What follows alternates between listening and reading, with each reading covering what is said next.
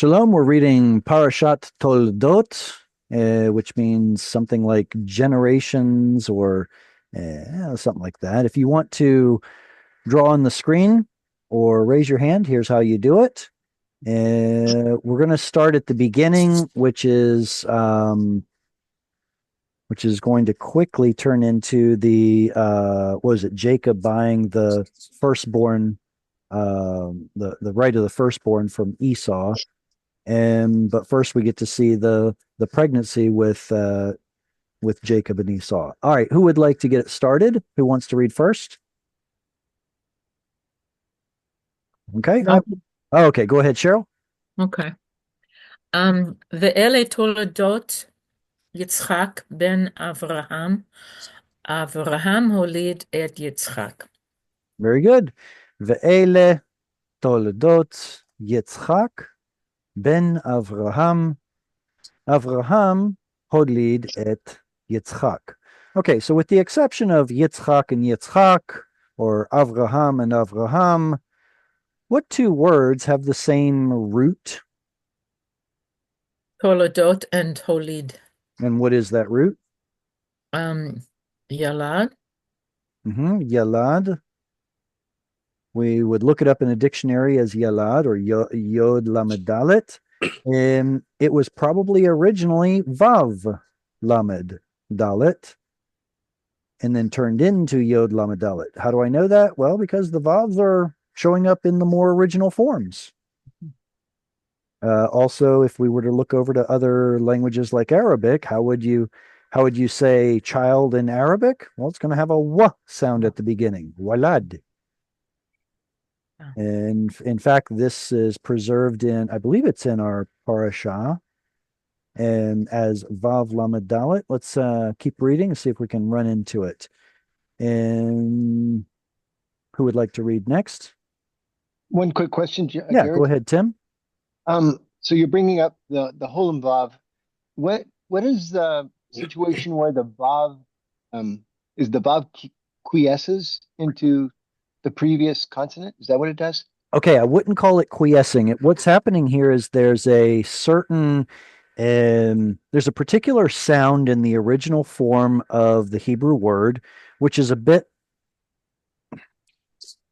it's a bit difficult to pronounce and it simplifies over time. It's this right here, either ow, or in other words, not here, but in other words, it could also be awa.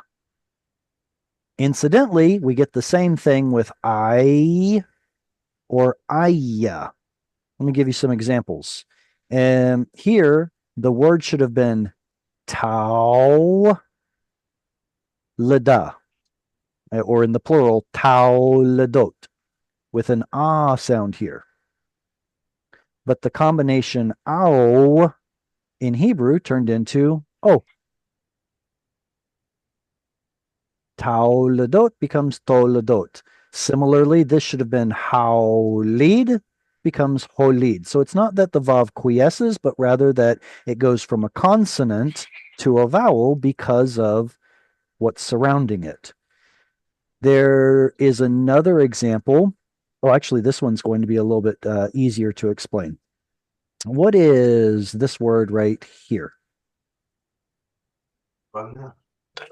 Bana, he built. What's the root? Well, originally it would have had a yod in it. So it should have been ba-nai, like this. And this ayi takes a long time to pronounce. Ayi. Over time, it simplified into ah. So banai becomes bana. How do we know the yod is there? Well, sometimes it shows up. In other languages like Aramaic, it shows up, or in Arabic, it shows up. But in Hebrew, it's simplified. So ow goes to o, ai goes to ah. What about awa and aya? Well, let's use the root shin vav bet. What is the root shuv? Return, exactly. And if you want to say he did it, it should have the pattern. Shawav. What does shawav simplify to? Shav. No, shav. If he returned, you don't say shawav, you say shav. So this turns into ah. Same thing with aya. If shin yod resh has something to do with singing, how would you say he sang? Shayar turns into shar. Mm. So there are at least these four principles where certain combinations with yod and vav simplified. And that's what happened here. Questions on this? So it isn't necessarily pattern. Oh, it's a predictable change of yod and vav from a consonant to a vowel Okay, based on interesting. some sort of diphthong or triphthong that's simplified down. Great question. Jesse, you have your hand up. Do you want to read? Yes. All right, go ahead. ויהי יצחק בן אברהם שנה, לקחתו את רבקה בת בתואל הארמי מפדן ארם אחות לבן הארמי לא לאישה. Excellent. Leisha, very good. Mhm. ויהי יצחק בן 40 שנה, לקחתו את רבקה, בת בתואל הארמי, מפדן ארם, אחות לבן הארמי לא לאישה.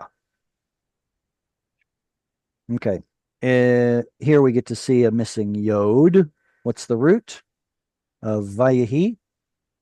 I say we get to see. We get to see the absence of a yod, hey yod yod, which we know better as hey yod hey, haya.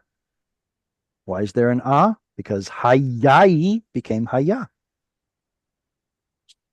And what about shana? What's the root of shana?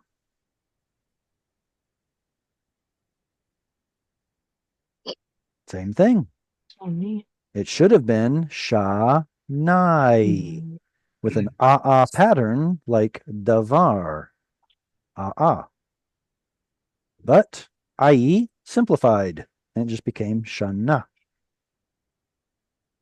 The example I give to my students is the word sky, often being pronounced as ska. At least in the southern United States, anyway, ska. The birds fly in the sky. The ai becomes ah, just as shanai becomes shana. Bekachto et rivka. What is the o at the end of bekachto? It's like in his taking. Very good. In his, and then what should have been kachat is the infinitive construct for taking. In his taking, or when he took, et Rivka, Rebecca, bat betuel, got a missing noon in here, as the daughter of Betuel, ha'aramimi padan aram achot. Why is there an O in here? Anybody ever think about that? We know ach is a brother. Tav is a feminine suffix. What's the O doing there? There's a yod, isn't there? Like achayot is the plural, so there's a yod somewhere. Excellent. It's an original vav that switches to a yod in certain places. So ahu is probably the original form that later turns into achi, and this is the achi that we see in all of the pronominal suffixes on the word ach. If it's your brother, it's not achacha, no, it's achicha. Your brother. Why is there a yod here? It was probably originally a vav turned into a yod. Like you said in the plural of sisters, achiyot, the yod comes from an original vav, and then the ot is added. So the original is probably aleph chet vav, but vav is a weak letter. And all right, that was probably a little too. I should probably tone it down a little bit. Any questions on this verse before we continue? That was some tough stuff. Thomas, go ahead and read, please. ויתר יצחק לאדוני לנוכח אשתו כי עקרה איב ויעתר לו אדוני ותהר רבקה אשתו. Very good. ויתר יצחק לאדוני לנוכח אשתו, כי עקרה היא, ויעתר לו אדוני, ותהר רבקה אשתו.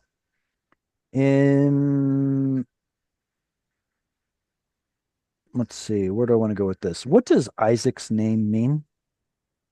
Hila. The root is tzachak, laughter, and yod means he is or he will.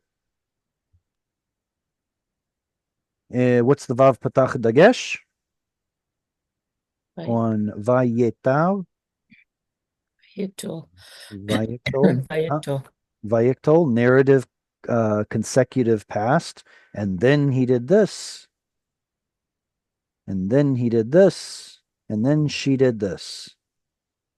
How do I know it's she who did it? The dot in the tav. No, the dot is in every single one of them. The tet. The tav. The tav itself. Weak root. Right. The tav itself is your prefixing letter. Yod means he is the subject. Yod, he is the subject. Tav, you or she must be the subject. And since it's the verb conceiving, I'm guessing it's probably she. Yes. Rivka, conceived. What's the root of this word?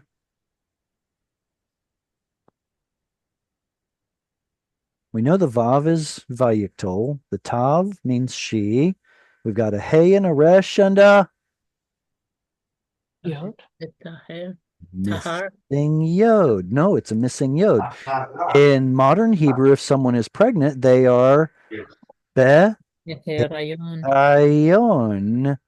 There's your root. The yod. You have to find a different word with the same root in order to check what the missing letter is. Beherayon has a yod. And okay, akara, barren. All right, so she's barren, but Isaac entreated, and the Lord was entreated, and then she conceived. Okay, good. Next reader. Jesse, you have your hand up. Go ahead. Okay. Veitrotsatsu habanim bikarva. No. Try again. Bikrba. Bekirba. Bikirba. Vatomer im ken lama ze anochi vatelech lidrosh et Adonai. Perfect. Vayitrotzatsu habanim bekirba. Vatomer im ken lama ze anochi. Vatelech lidrosh et Adonai. All right, so the children, it says here, the sons were struggling together. Can we make a root out of this word? What's the root of this word? It's a hit Vayikol. It is a Vayikol. Yes. It is a Hitpa'el. Yeah, I And think then it's Ratzatz. it's the root. Yeah. Is it though? Probably not. Excellent. All right, so it is a Vayikol. Now, even though I agree that it is a Hitpa'el Binyan, there is a subset of Hitpa'el called Hitpalel, or sorry, Hitpolel. Yes, yes, yes. Hitpolel. Now, it doesn't always have to be hit. It could just be a regular polel. Think of the PL special case being polel. Can anyone think of some verbs that have this polel pattern? Some other examples. Hitalel. While that answer is correct in a few select places, most of the time it shows up as hit halel, so it doesn't have the O sound. Hmm. There are a couple of places where it shows up as hit holel, but they're not a majority. What about, I'm thinking of like sovev. Lehistovev. Okay, lehistovev is another one, but that's going to have the hit on the front, which is great. Yes. What if you just had the word sovev? What's the difference between hitsovev or histovev versus sovev? Well, if I'm doing it to myself, I mistovev. Whoa, whoa, whoa. But if I'm doing it to something, then I sovev, or he soveved it. He spun it. He made it go round and round. So that's just the difference between hit pa'el versus PL, but I'm getting at the OE pattern. Hit polel and polel. It's only for the ein verb. Very good. You got it. It's for ein, but one other. Yes. Hollow roots. What about komem? Komem. Is the root what is- kamam or is it kum? How about a mishorer? This shows up in the Psalms. No, it shows up in one of the history books, like Chronicles or Kings or something like that. A mishorer. Who is a mishorer? Poet. A what? A poet. Sure. A poet? Oh, I see where you went with that. It comes from the root shir. So in the context, Yes, it's a yes. singer, but a mishorer in modern Hebrew is a poet. It's still having to do with the poetic lyrics of a song, but it does come from shir. So your question about Thomas, your question about whether this polel only applies to geminate roots, those and hollow roots. All right. So now that you know it has to do with geminate or hollow roots, does anybody know the root ratzatz? Or does anybody know the root roots? Roots is run. Run. They were running about either with each other or against each other, something like that. So it's probably from the root roots. Okay. They were running about each other. Poor woman. That's all I have to say. Settle down. Vayitrotzetsu habanim bekirba, in her kerev, in her midst, within her. How do I know it's hers? Kamatz, Yeah. consonant. A peak in the hay. Exactly. Kamatz with a hay that has a mapik. Has anyone thought about why there's a mapik in the hay? It makes it a consonant. It does. Thomas, what were you going to say? No. No? The other Okay. person, please. The All other right. person. Somebody pick somebody else. It's probably because the original suffix was aha or eha. And we still get to see this eha in the plural form. Like, suppose she has a bunch of horses. How would you say it? Suseha, her horses. Yeah. This is probably the original form. Then Mhm.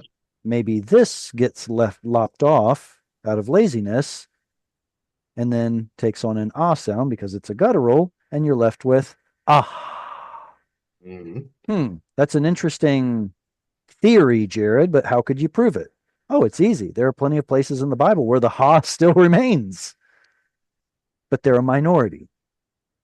The reason there's a consonantal hey here is because there used to be a vowel attached to it. So it probably was originally bekirbaha or bekirbeha.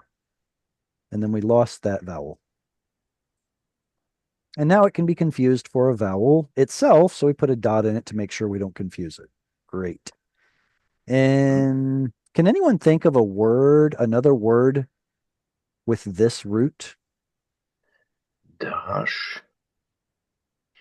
Midrash. Midrash. Midrash. What is yes. midrash? What is midrash? Midrash.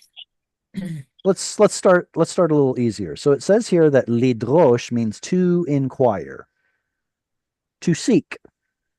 Mhm. So midrash has to be a noun because it belongs to the miktal pattern. It has to be a noun, sometimes a tool or possibly a location or an instrument used for that root of seeking. Midrash is an interpretive method of connecting words and phrases in the Bible that are otherwise not related in order to come up with some sort of a new interpretation. It's seeking meaning out of the text, seeking deeper insight out of the text, wringing the text to get all the meaning out of it you can. It's the act or principle, interpretive principle of seeking the meaning from the text, midrash. Mhm. All right. Questions on this? One question. Yes. Yes, Mhm. yes.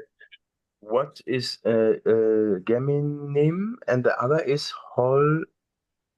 You write it Gem Oh, and geminate. Gem. Now I Geminate. have to figure out how to spell gemin. Is it with an I? Geminate?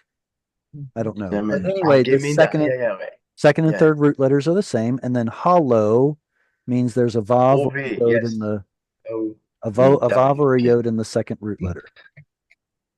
So Thank you. kum is hollow, shir is hollow, and rutz is hollow, whereas savav is geminate.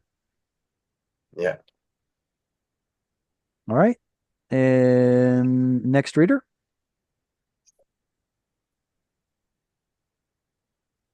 If nobody wants to, I will. Go ahead, Cheryl. I think you want to the most because you spoke up. Okay. Vayomer Adonai la Shnei Goyim bevitnech Mhm. ושני לאומים מעינך, Right. מעייך, There are two mems. ממעייך, Mimeayich. ממעייך. יפר, ייפרדו Comma. הוא לאום נלעם יאמץ ורב יעבור צעיר. Ya'avod. עוד, יעבוד. Yeah, very good. So this is the relatively famous oracle or prophecy about the two boys that she's about to give birth to. Vayomer Adonai lach. By the way, I still want to know, how did this play out that she goes and inquires of the Lord? What did that look like? Did she just pray, get down on her knees and pray? Did she go to a seer? Did she, what is it that exactly that she did? I'm afraid the text doesn't tell us. So we're left to wonder. At any rate, the Lord replies, Vayomer Adonai lach, Shnei goyim bevitnech. There's a comma there because of this. Ushne leumim mimeayich yiparedu, comma, because of this. Uleom milom yeematz verav yaavod tza'ir. Whew, okay, so there's a lot to unpack here, but I'll try to make it snappy. And the Lord said to her, Shnei, ooh, look, all three root letters. Two nations, goyim, bevitnech, in your beten, in your tummy or belly or womb. Well, womb makes the most sense. So let's choose that one. Is ech the original suffix that means yours, you a woman? What's the original suffix? No, it's actually Yeah. going to have a yod on the end. Echi. Okay. So bivitnechi is the original form, and there are still some poetic forms of this that show up in the Psalms. But by and large, we lost that vowel on the end, much like we lost the vowel on the end of ha. So now it's just bivitnech. But beten is not womb, it's tummy. Correct. It has, well, it's the thing in it's your abdomen. Mhm. Okay. So we have to use our brains to figure out what the best translation is. Ushne leumim is two manner of people. I'm trying to remember. Yeah, like leumi. I'm thinking of like the National Library would be Sifria Leumi. No, It's Sifra nations. Leumi. Nation. That's an interpretation more than it's a translation. Yeah, agreed. Yeah. I'm under the impression that M is the root. Like Mother. M is the same as mother. Yes. Aleph mem mem. Here we get Aleph doubled mem. I believe it's the same root. So it has to do with having the same ancestry or origin of some kind. But yeah, manner of people seems like an interpretation to me. Kol Actually, am ve'uma is used in the book of Revelation. Kol wait a second. in the book of Revelation, Yeah. Kol am ve'uma is one of the phrases. Can't That's remember. it. That's Yeah. it. Umma. Okay, you're right. So umma is going to have the aleph mem mem. This one, the root is, I think the root actually includes the lamed. Leum. Is it? Leum, mi le, yeah, like uleom, mi leom. So the root is lamed aleph mem. Here the reduplication is happening because of the short vowel, because of euphonics. Sorry, your umma is the one that's aleph mem mem. Okay, so anyway, it's another word for people. Shnei leumim mi'ayich. Remember the story of Jonah? Me'ayim is the belly or the midst or the guts of the whale. Jonah was in Me'ay Hadag, in the midst or the belly of the fish. So here it's the same thing. It's acting like a synonym with beten. From your body, two peoples, yiparedu. Ooh, what binyan is yiparedu? What is the root? Parad is a root. Parad has to do with splitting or separating. What binyan is it? Yiktor and PA. Okay, so the yod at the front and the vav at the end tells us yiktol they. Ja, genau, plural, genau. Masculine Yes. plural. So they will yipared. It's not PL. PL has a doubled second root letter. Yes, sorry, yes. Dat was een goed. Yeah, so it wouldn't show up there anyway. So is it call? It's PL.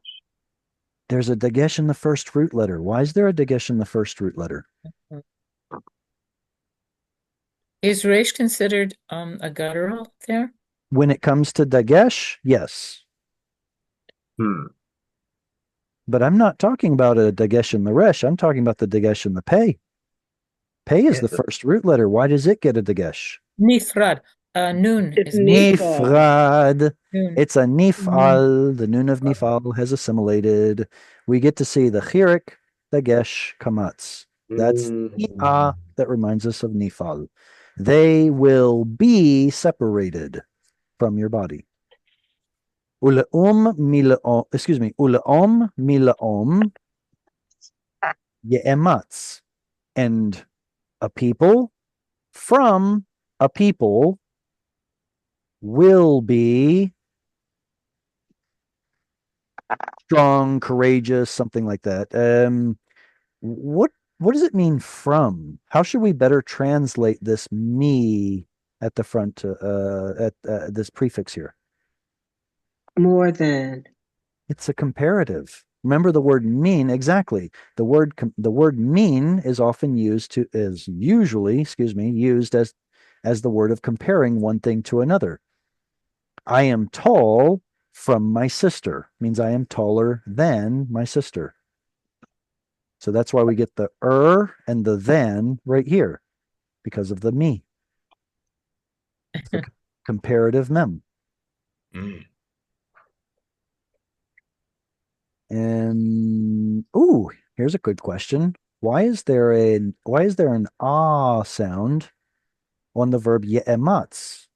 If it's a yiktol, it should have an o vowel.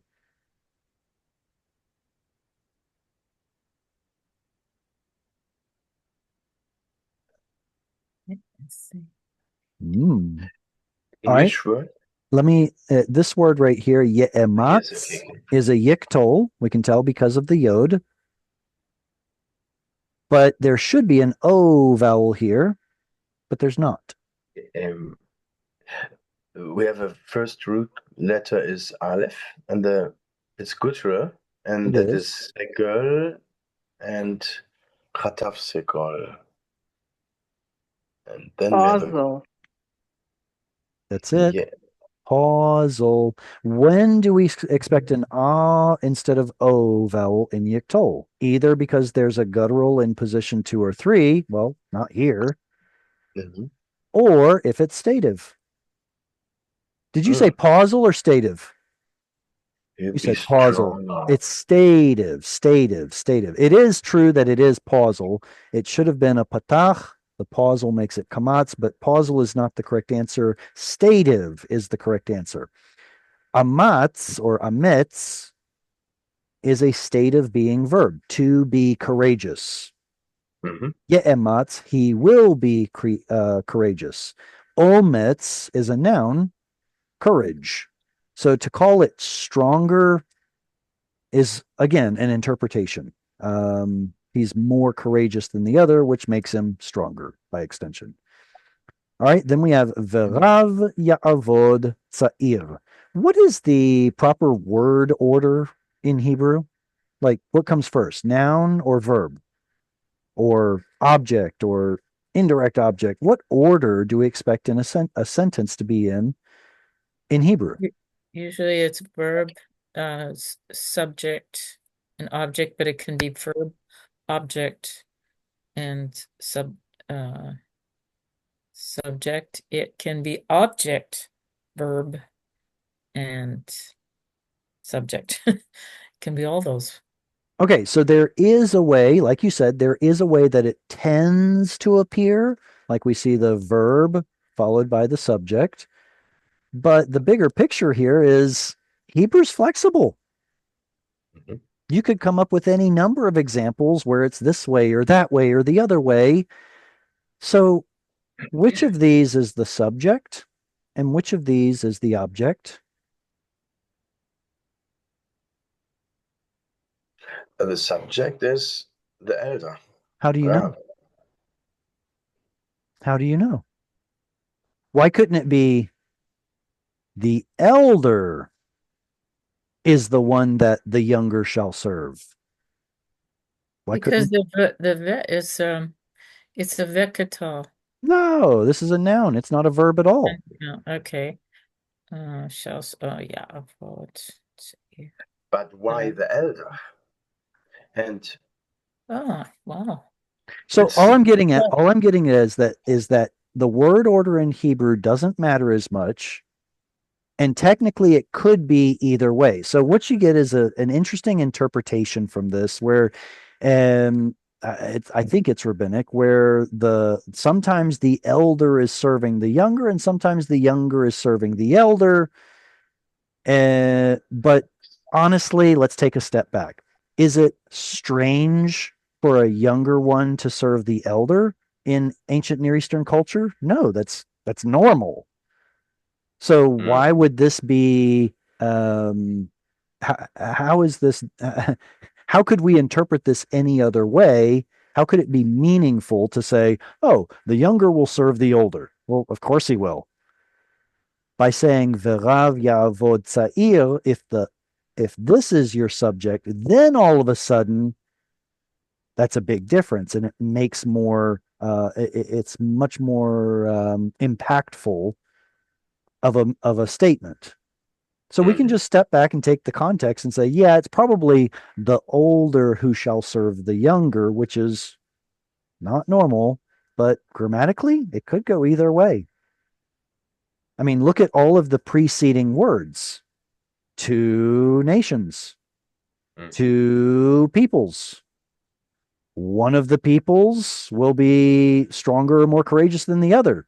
Okay, well, which one's which? Sorry, this last statement doesn't exactly put the nail in the, doesn't have the final word on which one is which. But doesn't the conjunction, like in that case, it would sound weird, wouldn't it, for the younger to serve and the elder? I'm not saying that both are the subject. I'm saying that either could be the subject. And depending on what period of time we look at, sometimes uh, Jacob who serves Esau, and sometimes it is Esau who serves Jacob. That's the point of the midrash. But anyway, I digress. I think that I agree with you all that the "v" is just connecting this message with what came before it. So the "v" isn't a key word here, except that it connects this to this. The message is Rav Ya'avod Tza'ir. Which one's the subject? It's more impactful if the elder is serving the younger. But there is a midrash about how it goes back and forth depending on what time period it is. And there is no definite that is poetry then, or I would argue that this is poetic simply because we have parallelism, and okay, because yes, it's okay, and because it's a direct speech coming from God in archaic. Well, it's in archaic times, but is it archaic poetry? I don't see any of the markers of yeah, archaic but it's poetry. clear because the elder is Esau, Yeah. and the younger is Jacob. That is definite. The person are definite. Okay. That can be, It yes, represents definite individuals. So in that sense, I would agree. okay, definite individual, yes, But it doesn't Mhm. specifically, but these are technically two adjectives, and they don't specifically include the definite article. It's not veharav ya'avod et hatza'ir. Yeah. If that were the case, if we had an et, we would know for sure. But there's no definite article, and there's no direct object marker either. It's a context. It's context. Context is king. All right, who would like this little itty bitty verse? Go ahead, I can Jesse. do it. Oh, go ahead, Thomas. Okay, okay. Vayimle'u, yes. Vayimle'u yameha la ledet vehine tomim bevitnach. Excellent. Here we get to see that original eha before we lost the vowel. Mhm. Vayimle'u yameha, and her days were full. Malay, yes. I don't like that they put fulfilled, but whatever. It's her days were full, meaning she was to term. Laledet, to to be delivered? No, to deliver. That doesn't belong there. Vihine tomim, and behold, twins. I believe the root of this should have been, was it Tav Aleph Mem or Tav Mem Aleph? I forget which one it is. I think it should have been Ta'omim. We lose the Aleph and now there's only a Vav, vowel. Bevitnah, in her womb. All right, Jesse. Vayetze harishon admoni kulo ke'aderet se'ar ve'ikru smo Esav. I can't help but see that the Bible is trying to draw a connection between these two words. There's a scene, there's an ayin, there's a scene, there's an ayin. Are we missing something here? There are some lexicons that will say that Esav must be some primitive root that means to be hairy, probably because of this connection. But do we know a root? Ein, Sin, Vav? Yes, I know it. Or Ein, Sin, Yod? Yeah, Yod, that is made, also he made, he did, is asa. Asa means he made. What's the word? And he offered. And he offered. Okay. What's the word asui? Done. Was done. It's done. Was made or was done. Exactly. So I don't think this is the original force behind or the original intent behind the name. But what I'm thinking of is asui in the sense of ding, he's done. He comes out a man. He's not a baby, he comes out a man, a hairy man. I don't know. That's just hilarious to me that instead of a baby coming out, it's this big, burly, hairy man that comes out, and you're like, whoa, hello, welcome to the world. Esav, hairy like a garment. All right, I haven't read it yet. Let me read it first. Vayetze harishon admoni, and he came out, that is the first one did. Admoni. Here we get Adom, red. Admoni. This is an adjective with a yod on the end. And the on is, I know in modern Hebrew it's a diminutive, but I don't know that it's necessarily a diminutive in Genesis. So it would be something like reddish instead of just red. Kulo, all of him. Ka'aderet se'ar, like a garment or a train of hair. Se'ar, hair, probably referring to maybe a red goat. I don't know. Vaikre'u, and they called Shmo, his name, Esav. Yeah, I can't help but think that something else is going on here and we're missing it. Okay. What means Esui? Sorry? Sui means done. Something Done. has Yes, been yes, done. okay, Yeah. thank you.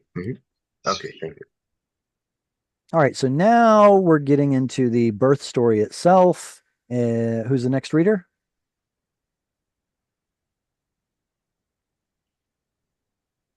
Yalla, Jesse. ואחרי כן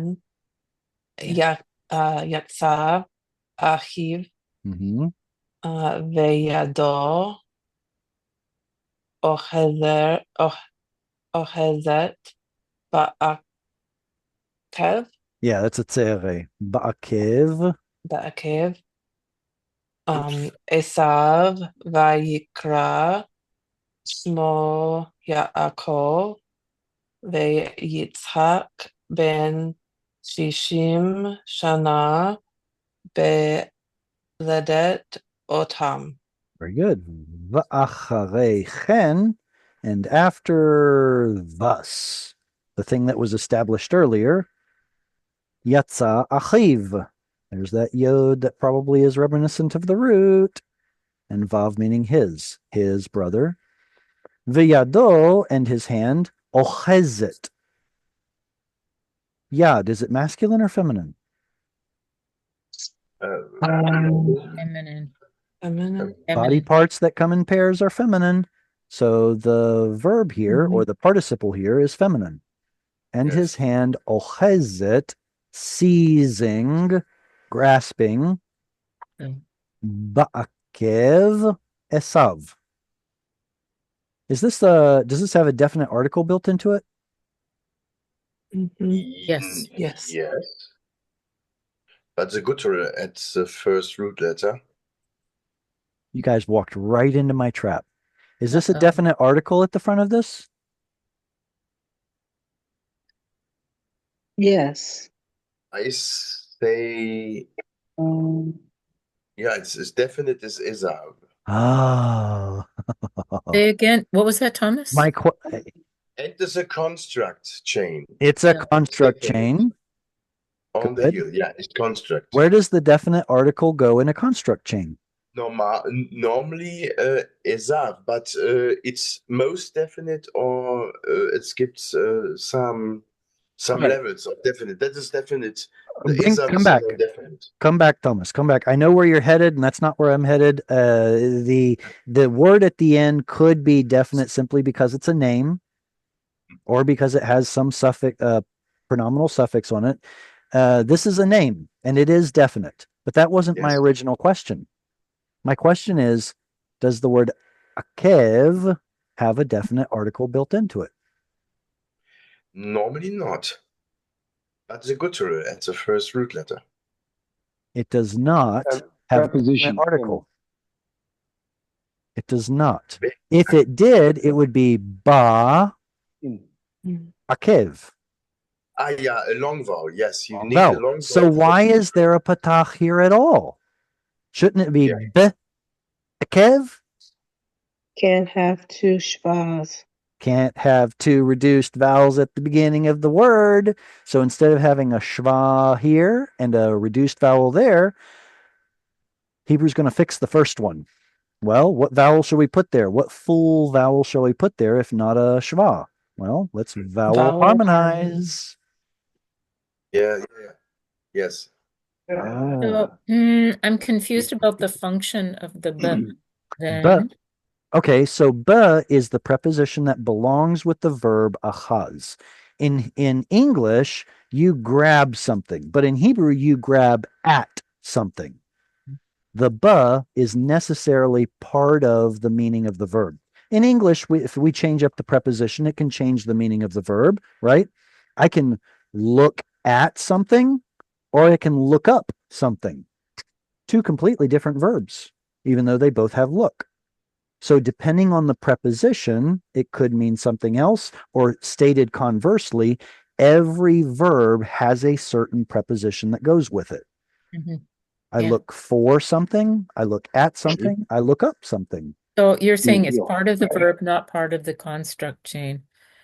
No, I'm merely defending the presence of the ba as the preposition that goes with the verb achaz. Maybe I misunderstood your question. No, you didn't. Okay. I'm just going back to Thomas because the ekev esav is a construct change, right? The Oh, heel sure. Absolutely. esav is heel definite, of- so that's yeah. all definite. Absolutely. Definite. So because esav is definite, it confers its definiteness over to the word akev, which I'm fine with. But my original question was whether or not the definite article was built in to ba. Yes. That's But it's a where I good was rule. being Then sneaky. we must change the position from the schwa, and that is the reason. Mhm. And the only reason we know that is because it's not a kamatz instead of a patach. Right. Wow.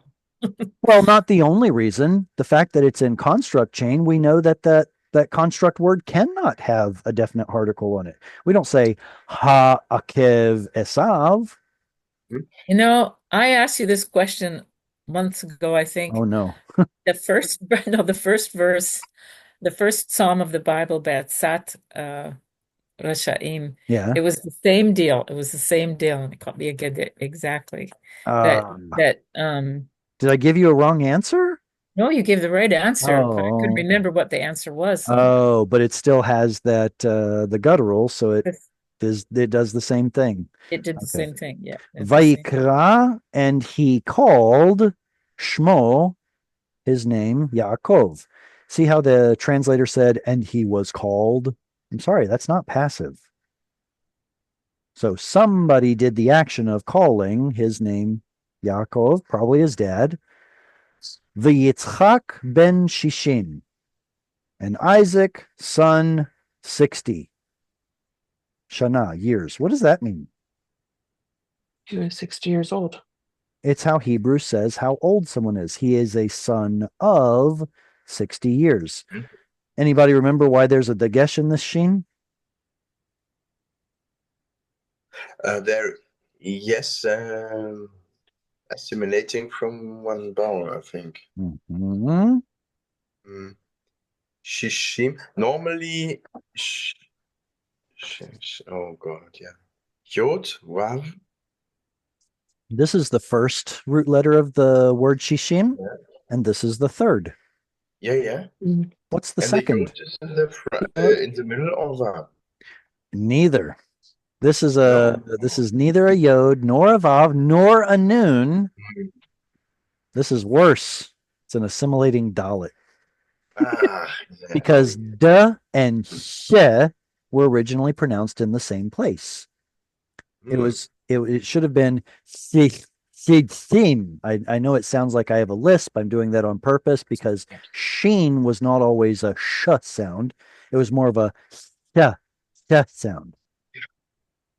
Sim sounds silly to me, but the point is Dalit and sheen were pronounced in the same place, so it assimilated. Instead of shim, it's shishim. The root is shedj. Wow. Shana, year, singular, because as long as it's over 10, you can put singulars in Hebrew. Beledet otam, in the bearing of, or belonging to, otam, him. That's not right. What is the suffix In them. Them. She, in her bearing of them. In her bearing them, the two boys. Yes. All right. Who else wants to read? Go ahead, Cheryl. Vayigdalu hane'arim, vayhi Esav ish yeda tzayid, ish sadeh, v'Yaakov ish tom, Tam. Yoshev ohalim. Very good. Open syllable, ohalim. Vayigdalu han'arim. Vayehi Esav ish yodea tzayid ish sadeh. V'Yaakov ish tam yoshev ohalim. All right, this is where interpretation gets the idea that Esau was a manly man and Jacob was a mama's boy. I can see where they're getting it from. I mean, Esau was a man knowing Tzayid, which is game, hunting game. It's not technically the word hunter. Does anyone know the word for a hunter?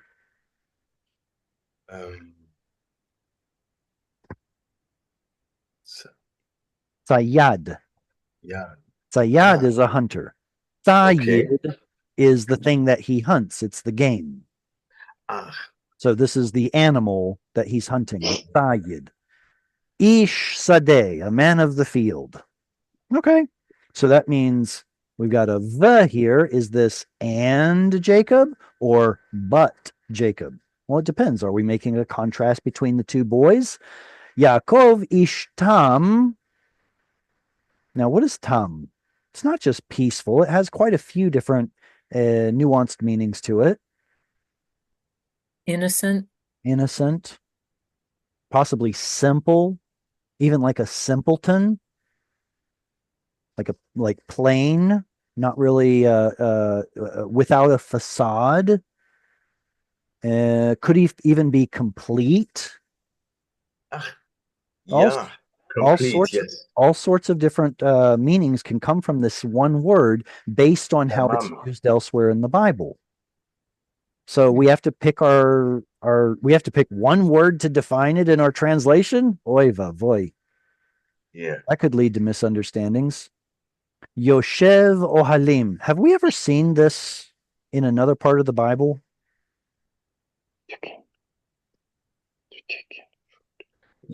Yes, in the desert Well, there is a Yoshev and dwelling in tents.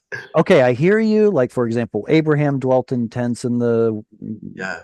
well, so we do actually get to see this these two words next to each other somewhere else in the Bible. It was from was it the antediluvian or right after the flood? All these children were born, and this one works with copper and iron, and this one makes instruments, and this one is Yoshev Ohalim. And he was the one who was a herdsman.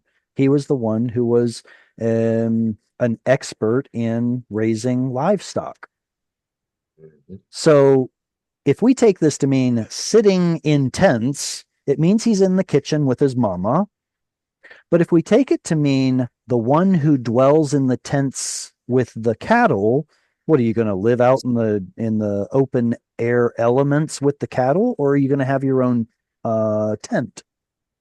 If you take it to mean that he's a cattle expert, or excuse me, not cattle, livestock expert, then all of a sudden we start making some connections. Remember when he goes to the well and he's telling the local herdsmen what they ought to be doing with their livestock?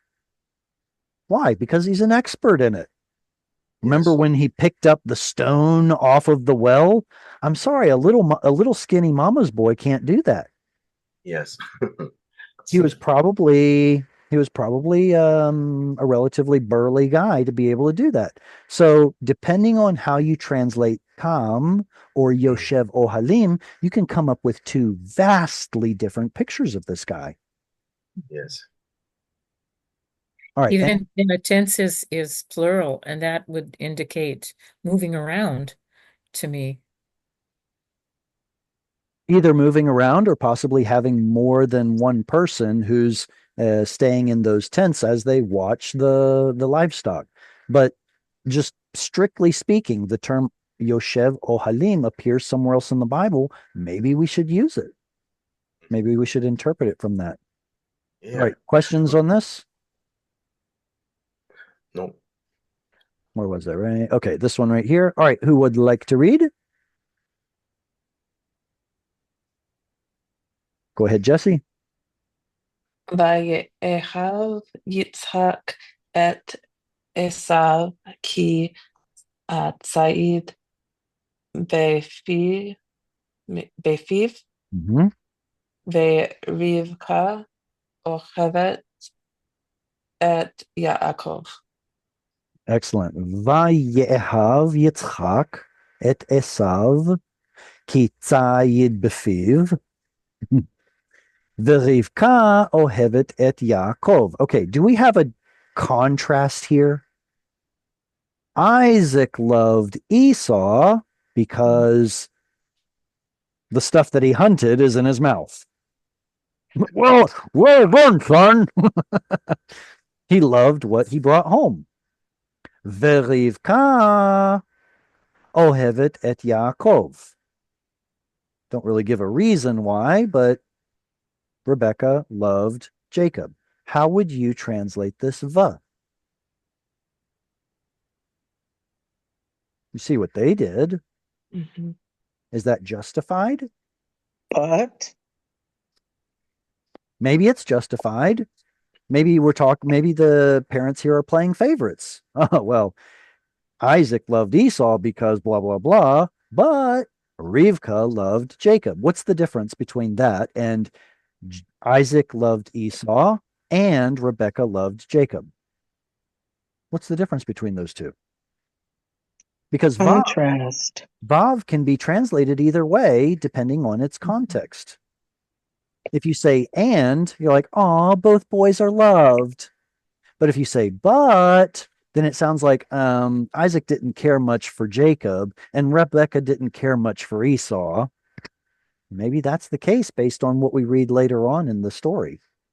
But in Hebrew, there's no distinction between but and. It's just vav. You have to come up with the meaning. Or you, as the interpreter, yeah. have to put the right conjugation. But it's normal. A woman loves the children not when they do something normally, and the man loves children when They do do something. something. There is a difference between Yeah. man and woman. Yeah, Boy, there's a lot of truth to that. I think. As a father, I love all my children equally. Yeah, but it's another love like a woman. A woman Right. is Like the deeper, is a unconditional. mother. Yeah. The love of a mother seems like unconditional. Yeah, unconditional. Yeah. All right. The promise, she had the promise. I mean, She's the one. The Lord spoke to her. I mean, she's got to keep that in her mind. I'm sure she did. Yeah. All right. I want to jump onto something that's a little more complicated than I asked earlier. Remember earlier when I asked about the word ye'ematz? Remember ye'ematz? Yeah. And I focused on this ah vowel right here. If it's not in pausal form, then it would just be a patach. But if it is in pausal form, then it lengthens to kamatz. But that's not the point. The point is it's an ah vowel instead of an o vowel. And I said that ah vowel will occur if one of two things happens. What was the first one? Dative. If it's stative, or if there's a guttural in position 2 or 3. Mhm. What I did not focus on is what Thomas brought up, the eh. Yeah, that's the first gutter. It's the first is a aleph. Let me show you something different. Yeah, yeah. This one. Oh, Ya'amod. What does it mean? You will stand. You will stand. There's an O there. Yay, there's an O. But what's going on over here? Ya'a. Why is it ya'a over here and ye'e over here? Vowel harmonization. Well, yeah, it is vowel harmonization. You're right. But I'm asking, why is it one over here, but another one over there? Why aren't they both a'a, or why aren't they both eh? That's what I want to focus on. Where's the stress in the first? Yeah, No. Did it become Olives prefer yeah, Segal? okay. Ooh, olives prefer segol. I want to I agree with you, but I want to show a counter example. Can anyone think of a verb that starts with an aleph? Amar. Vayom. That one's problematic because it's the only verb in Hebrew, well, one of 6, where it turns into an O sound. Well, 5 and then later 6. Let's think of a different verb that has aleph at the front. Uh-huh. It's actually what I want to talk about here in a second, so I can't use that one either. Ibadati. Avad is also one of the 5, later one of the 6. So is afa, so is achaz, so is Yes. ava. No, what is it? Avad. Amar, achaz. avad, afa, ava. Those are the five. And then later ahav is added to it. So it can't be any of those. Okay, so I wonder if I can actually do this. Hmm. Let me try to search for one. This is my fun little app. Let's see, can I put Aleph something something? Aleph something something. Search. Oh, stop. Just search for the absolute form. Okay, Amar. Oh, it has to be a verb. Let's put the verb in there. All right. No, Achal is one of them, isn't it? O Vayochal. Asaf. Yeah, yes. Esof. Uh-oh. Amin is he feels, so that's why it gets an ah sound. Amar, Asar. Amen, Amen. Also, Aleph Amen. Memnun. Amen is a state of Can be. being verb. Oh, stative. Yeah, okay. Azim. Okay, so I need to put kal. How do I do this? Can I put a kal binyan kal like this, and then Hmm. I need an in. What is it going to be? Kal. There we go. Asar. Let's look at this one. Asar. So 631. Where are you? 631. Mhm. Let's look at all the forms of that. We'll look for a verb that is a kal and should be a yiktol form, right? Asra. Oh, here we go. Va asa. Aha! Found it. Here we have a yiktol form. Va asarnuhu. No, that's also katal. Vayeso. Dang it, that's also a segol. Okay, so that means I'm probably gonna have to eat my words here. Okay, I'm gonna go with Tuesday's interpretation that Alephs prefer segols. What I wanted to mention is that um could be an indication of a state of being verb. Typically, when we have it's not state of being. And if we get an ah sound here, then it is So the question becomes, is it because of the aleph, or is it an because it's stative? I wanted to say it's because of the stative, but I just proved myself wrong. And you all got to see that that development. Okay, well that was fun. Bummer. And you taught me that, so yeah, and it's and there are plenty of places in the Bible where the aleph prefers the vowel. Agreed. All right. I think I've done enough damage here. Let's move on. Who would like to read the next verse? I can do. Okay. Go ahead, Thomas. If Okay. anybody else wants to read, just put your hand up. All right, go ahead, Thomas. Okay. Vayazer Yaakov Nazid. Vayavo Ezav min hasadeh vehu ayef. Nice. Vayazed Yaakov Nazid. Vayavo Esav min hasadeh vehu ayef. I don't know where I want to start first. Well, we just finished talking about state of being verbs. Is this a state of being verb? I see people nodding. I see people shaking. We have a difference of opinion. Let's have a discussion. All right. How can you tell if something is a state of being verb if it's in the katal form? Instead of it's going to become Karev. Malay. Malay. Very good. Any others? Save. Same. Savea is Savea. Actually, that's spelled with a scene, isn't it? Savea. It is. Well, in modern Hebrew, it's spelled with samach, so I'll do either one. Has to do with being satiated. What about lacking? Chaser.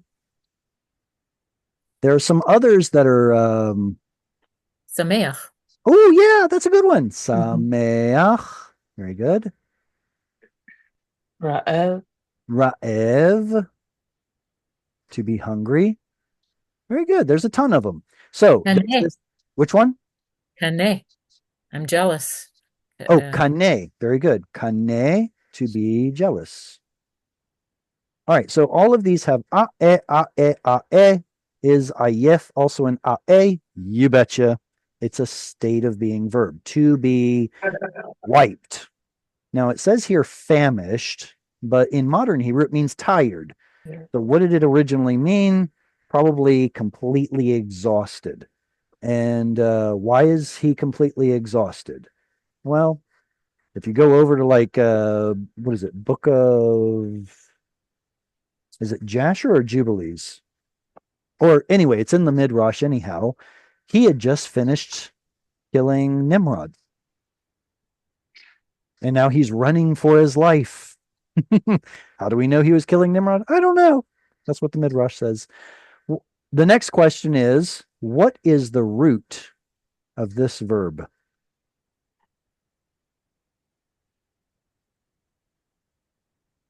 First, Naza, yes. I wonder if it's Nazid, Nun Zain Dalit, because we get to see the Zain and the Dalit. The only problem is there's no Dagesh. The Nun assimilated. Where's the Dagesh? It's not there. I don't know. It seems like this was intentional. Vayazed Nazid. I wonder if we look this up, whether it'll tell us that the root is Nun Zain Dalit. Nah, I don't know. Hebrew loves to do this, where it uses the same root multiple times. Okay, there you go. Vayavo esav min hasadeh v'hu ayef. All right. Ashlyn, would you like to read? Sure. All right, go ahead. Vayomer Esav El Va'akov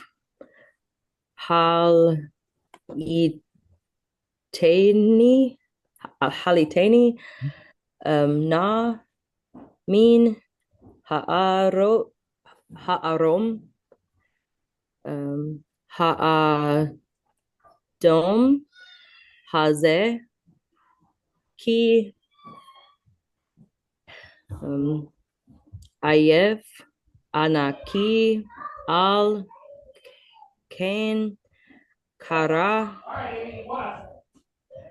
Shemo Edom. Very good.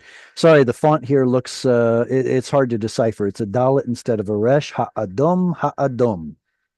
Let me read through one time. Vayomer Esav El Yaakov Hal'iteni na min ha'adom ha'adom hazeh. Repetition is important. Ki ayef anochi al ken kara shmo Edom. All right, so his quote ends right here. See, Esav says to Jacob, here's where the quote starts. Feed me, please, with the red, that stuff. Or that red stuff, that red stuff. Ki ayef anochi. Wait a second. Don't we know this word as anochi? With the stress here? What happened? Why is it now anochi? It's pausal. That's pausal. And that's also the reason that we get our original vowel back. The farther away a long vowel is from the stress, the more likely that it reduces. Anochi. But if the stress is next door, then it's anochi. It's retained. So what is this red stuff that he's making? Beans, lentils. He thinks he's about to die. He's like, feed me. Feed me. Is this the usual word for feed me? Mm-mm. Let's break it apart. What's any? Me. Me. Do it to me. What is the ha and the yod? You feel? He feel causative. What's the root? Lamed Ah? ayin tet, huh? Lamed Ayin Tet. I don't know that one. Tet, Call sorry, it's tet. it's yeah. Lamed Ayin Tet. It has to do with gulping. Hmm. Cause me to gulp. Goop, goop, goop. Like pour it down my throat. I mean, ha'adom hazeh. That red stuff that I'm obsessing about. I'm saying it twice, so I'm obsessing about it. Ki ayef anochi, for wiped out am I, or famished or tired. And then we get a little explanatory note. Al ken, based upon this thing that we just established, or therefore, kara shamo, called his name Edom. Oh, now you can see the play on words. Adom, Edom, Mm.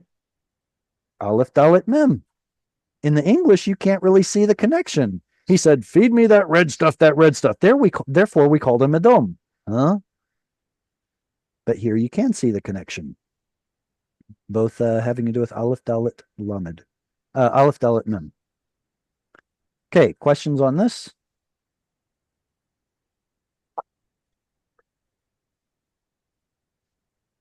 All right, Eileen, would you like to read? Yes. Go. Vayomer Yaakov m- m- me- Mekar Michra. Michrach Hayom Et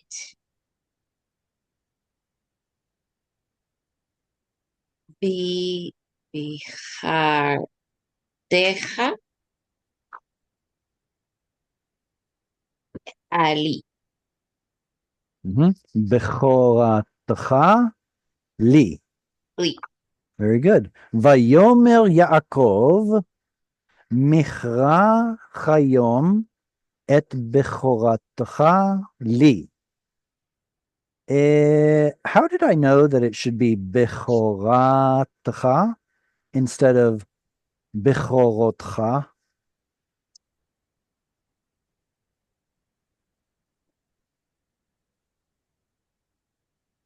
How do I know where to put the syllable division? How do I know the shva must start the syllable instead of end it? The long open and the It's an open syllable. Agreed, but if it were a closed syllable, then it needs a short vowel, which would be an O sound. Or if it's an open syllable, then that makes it a long patach ah sound. So we have two options. How do I know to choose one instead of the other? Because the stress is on the last, it's on the so you know that the kamat is unstressed. Well, that's the point, is it's unstressed either way. So the Rouse rule says that long vowels are in open syllables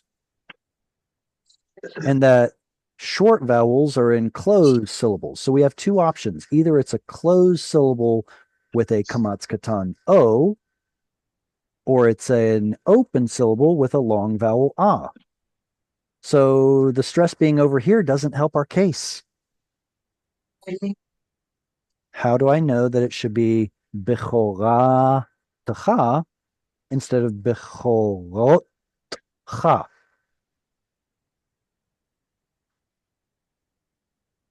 You can't know. The only way that you can know is because of vocabulary. This is a feminine tav. Normally a hay in the root. Normally a hey. There you go. So if I take off the cha, what's the word? Bechora. Bechora. Bechora. Now we have an open syllable that's stressed, Now the ambiguity is gone.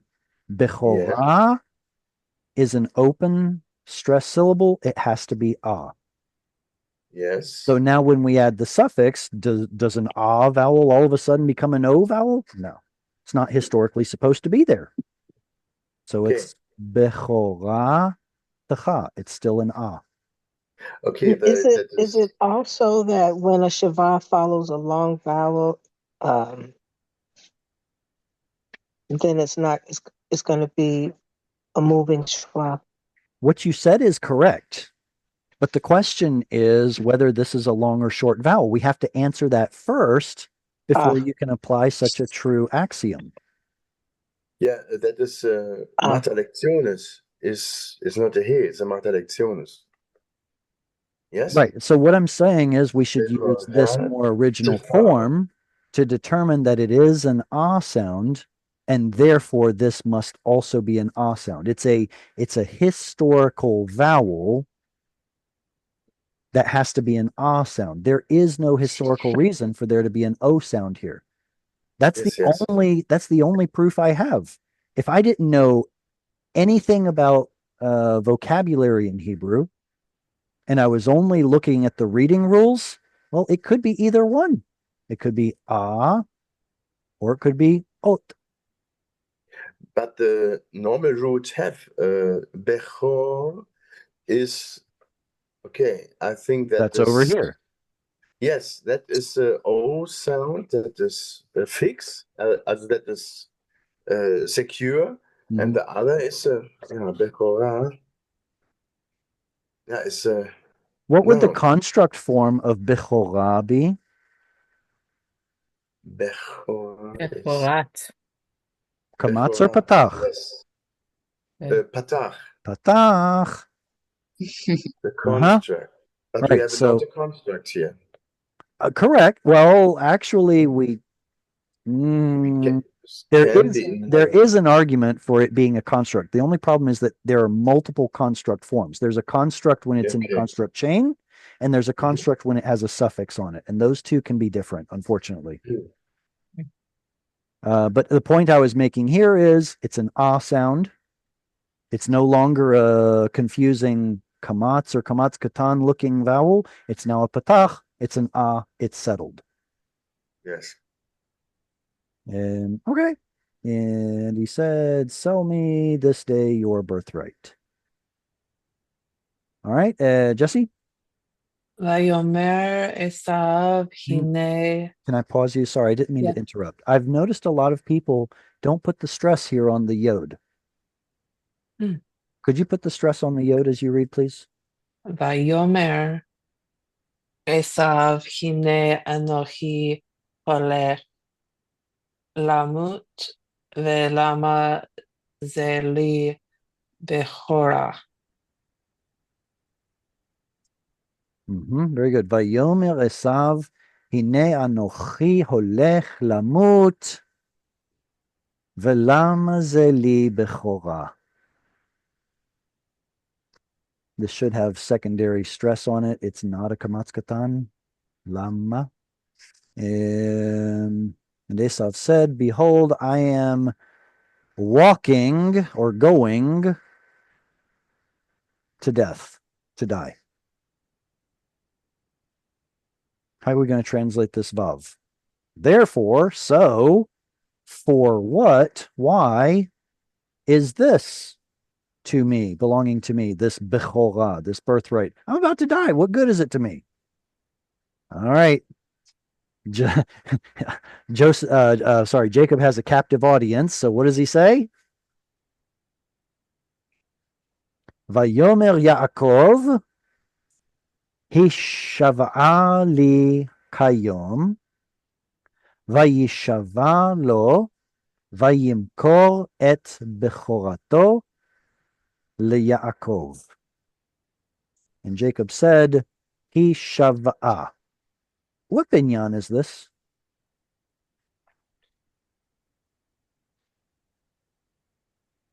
Fire. Nifal. The Nifal. Nifal. Why is there a hey at the end?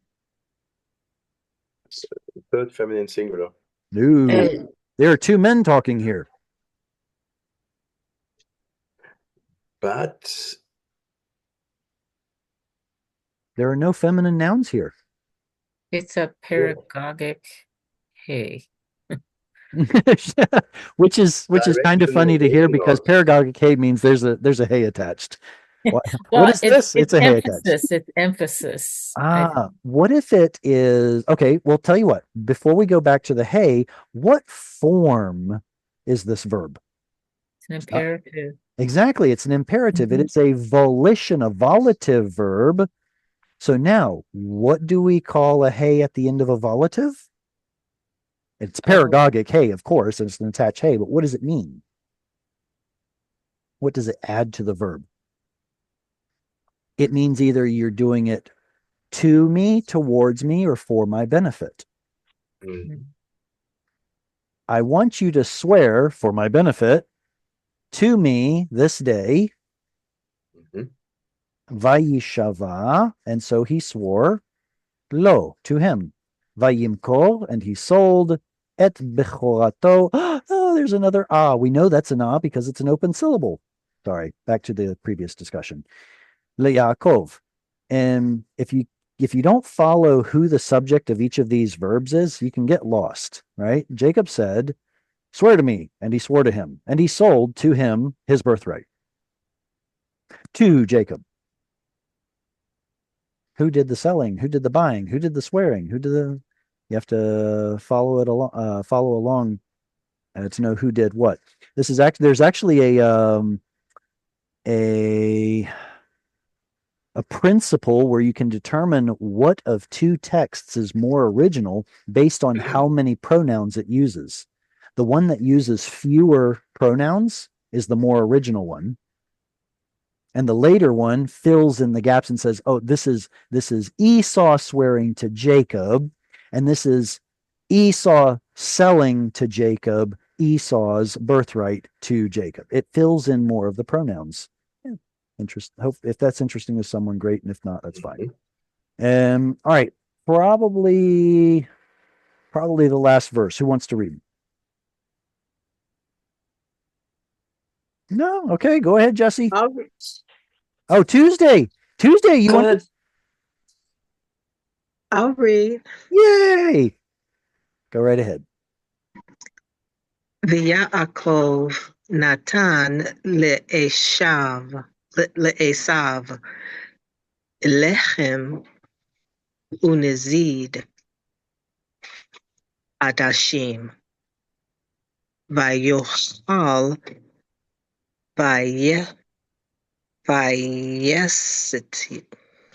vayeshet vayakom vayelech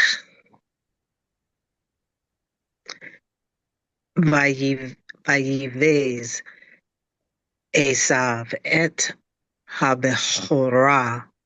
Very good. There's a lot of tricky stresses here. V'Yaakov Natan le'Esav. Jacob gave to Esau lechem unezid adashim. Is this a construct chain?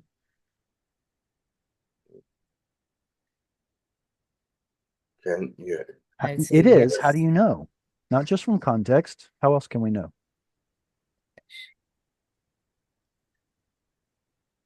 Remember earlier when we saw the word nazid?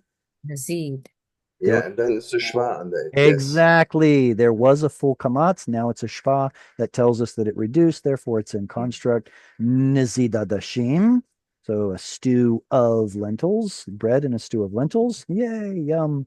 Enjoy your meal. Vayochal. Vayesht. I feel like something's missing here. What's the root of vayesht? Shote lishtot. Missing yod.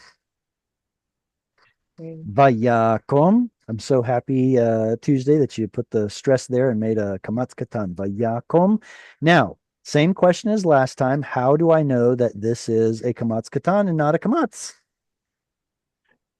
it's a Weichtel have a stress on the yod, Okay. and the last syllable is closed. Yes. Boom. Closed. And the root letter is kum Yes. or kum. That is Good. So that you is- came to the conclusion from two Yeah. different directions. The first one yes. is merely that it is a closed and unstressed syllable, which should be enough. But the other direction is from vocabulary. What's the root? Yes. Kam or kum?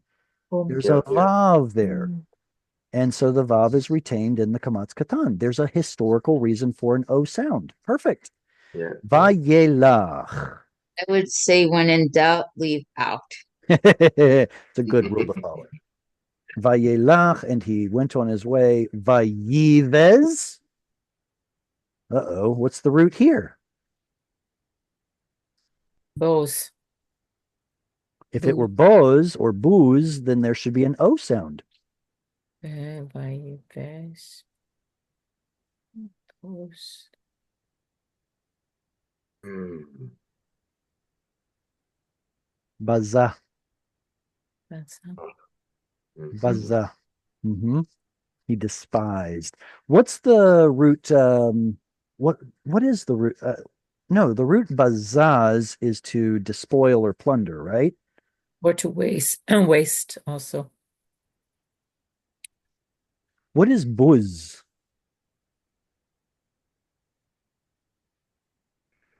I read that, but I don't know. Oh, did you? But do you remember what it Yes. was? What was it? I don't know. Oh, me neither. Who's All right. Shame, isn't it something to do with shame? Are you Shaming? thinking bosh? Maybe.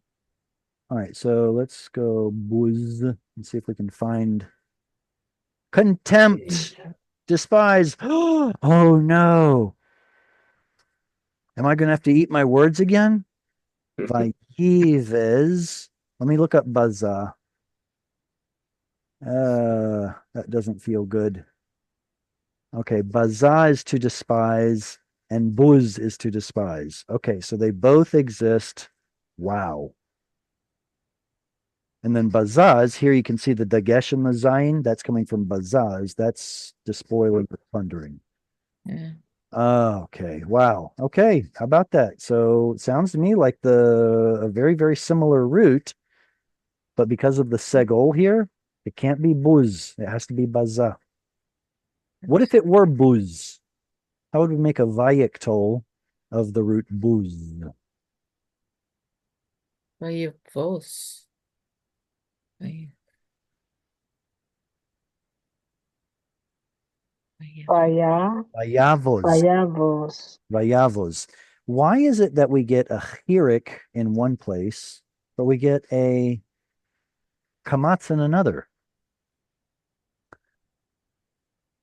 We know the verbal form has a yiktol, or by extension, vayiktol, but the point is there's a chirik. So then why is there an ah sound over here? Because yiktol was originally Yakto. yaktul. Yaktul. So we get to see this pattern in, for example, yakum, like this. This is probably also the reason why we got to see ya'a in the word ya'amod from the original ah sound. Esau despised his bechorah. And there's that full ah sound again. All right, excellent. That was a lot of fun. I wish we got it further, but that's okay. Next week, what's next week's core portion? This was Toledot. I think we're getting close to the end of Genesis, aren't we?